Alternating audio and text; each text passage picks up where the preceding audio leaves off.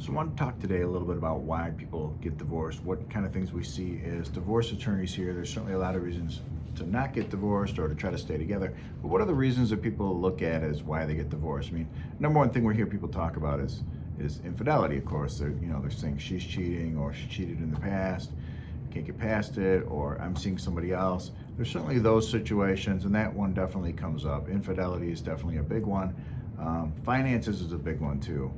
Just disagreements over money, disagreements over paying the bills, disagreements over how your wife is spending her money, how you're spending your money, how you just can't get on the same page with what you need to be doing. But there certainly is a lot of other things other than the obvious ones, which are the sex and money stuff, the infidelity things, the cheating spouse situations, and the financial stuff, the spending.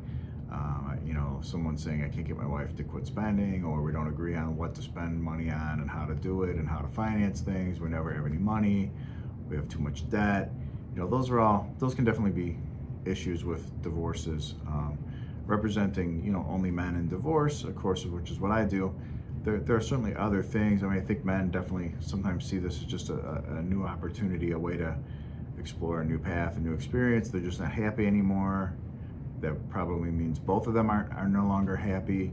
And then you think, well, I'm just going to use this as a chance to start over, build a new relationship, maybe not get married again, but just kind of go into a different chapter in your life, a different way.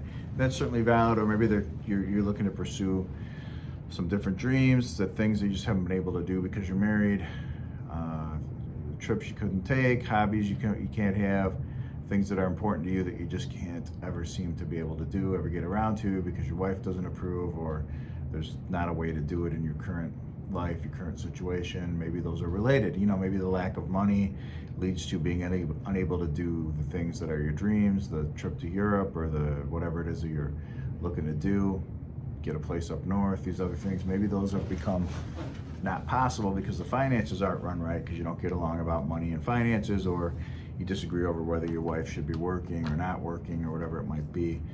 So that can definitely be part of it. I think some men, when their marriage is not working, are just looking for more time, different way to spend their time. They're not happy anymore, and they're looking to pursue other hobbies, other activities, other interests. They just don't have any joy in whatever's going on with their life and how they spend their free time. They feel like it's just not going to work. It's not something they want to keep doing. So those are some ideas there. And the finances, of course, is always a concern.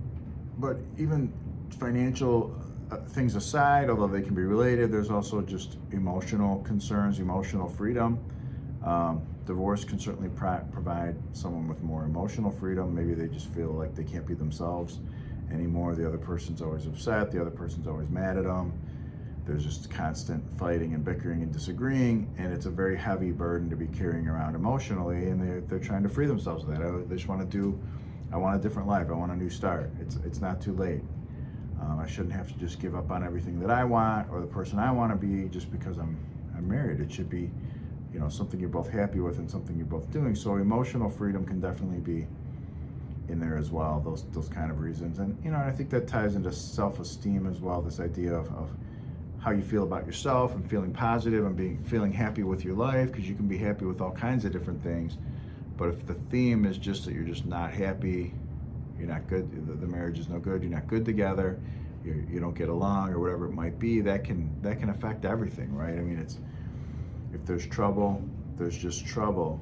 That there's that Bible verse that something about if your wife is great, then it's one thing, but basically a bad wife is like a cancer in your bones. There's just the marriage, when you're not getting along with each other, ruins everything. It's hard to enjoy anything that's going on, or to be your best or do your best when you just aren't getting along with your partner. So maybe you're doing this to get a new appreciation for yourself, your abilities, get some confidence, increase your self-esteem, your self-worth, and go forward. But those are some of the things we hear people discuss when we meet with them at the initial meeting of the decision about a divorce. It can be difficult, it can be stressful, but lots of things can be stressful. Not all stress is bad. and you need things that drive you and make you want to get out of bed every day and make you feel happy about things. And you can't have this just crushing spirit all the time of this just is no good and we don't get along and everything feels like it's a problem. So I think those are some thoughts that we see as divorce attorneys and the things that the clients discuss with us about their reasons for why they want to get divorced.